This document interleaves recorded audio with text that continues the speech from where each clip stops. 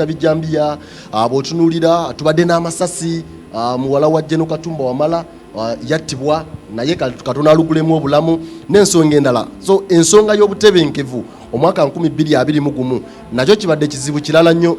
Oli mutuufu nnyo, ndowooza nti okusomooza okw'amaanyi ku by'obutebenkevu kubaddewo nnyo nti bw'ogoberera ebizibu ebiva mu mwaka guno gwe batandika.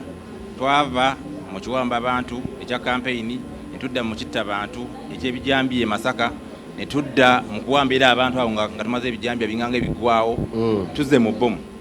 Naye nze ng'omukyendabye nti no security tetuwadde nnyo nsonga ziddibwamu kwewala bumenyi bw'amateeka okwewala kulumbibwa. Tetuwadde nnyo ripoota eza postmortem ezituwa ekibaddewo nakyo ekikoleddwa nani akwatiddwa ng'amaze okuzza omusango.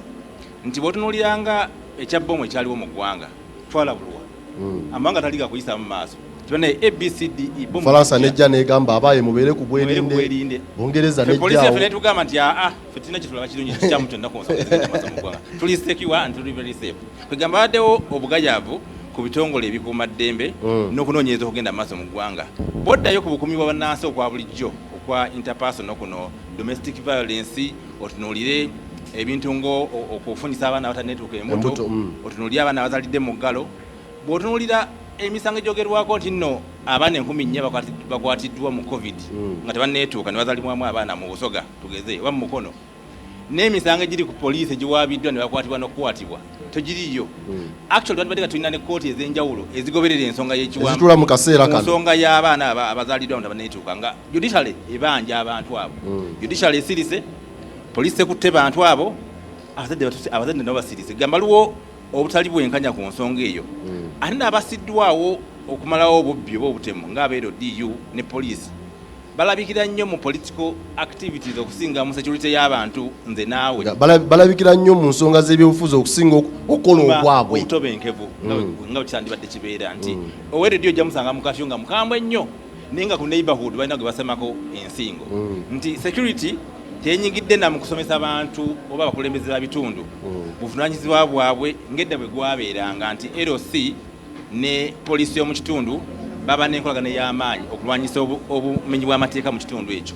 Tulabye nnyo nga ripooti zaabwe tezikwatagana ku nsonga ya muntu wa bulijjo. Kayongo, mu dakiika nga 2 tutunuulire ensonga ez'egulumbya bannayuganda emitwe n'abalwanira eddembe ly'obuntu ab'ebyokwerinda okuteebereza nti Kayongo alabika yateze bbomu ne bajja ne bakutta busi. Ensonga y'okuba nti abantu battiddwa, Kirevu yattibwa, then waliwo abalala Embuya abateeberezebwa nti benyigira mu kuba Katumba Wamala amasasi, Afande Lokechi yali akyali mulamu ne babatta ne bagaa nti abo babadde batoloka ne tubanaaza. Ate nga olumu babadde na ku mpingo oluusi n'ebintu ebirala ebyo ebibuuzo ebyo. Omanyi ekizibu ekiriwo nti poliisi w'ebitongole by'okwerinda tebiwadde nnyo bannansi report nga Mwanjo bwagambye eziva mu kunoonyereza. Bagamba nti omusango omukadde gwe gusala omupya.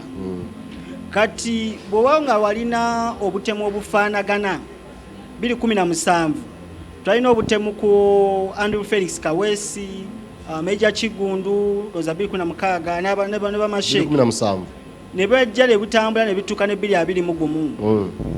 Nojja n'otugamba nti President yavaayo n'agamba nti emmundu akozesebwa okuba Major Kigundu ye mmundu babe bantu be bamu abaali bakuba General Katumba Wamala. Ate naye yakagezi. Ate ne yakagezi. Kati bw'obeera nga towadde report kulaga nsi nti kino kyakolebwa twakola okunoonyereza twatukaano bwe tuti twakwata ono era bali convicted. Abantu abakwatibwa ku Andrew Felix Kaweesi olwaleero tewaliwo ali convicted, wadamu bayimbulwamu bakyaliyo naye tewaliyo gwe basingisiza musango. Kikulaga ki? Obujulizi bunafu tebuliwo. Abakwa Joan Kagezi tewali wadde suspect.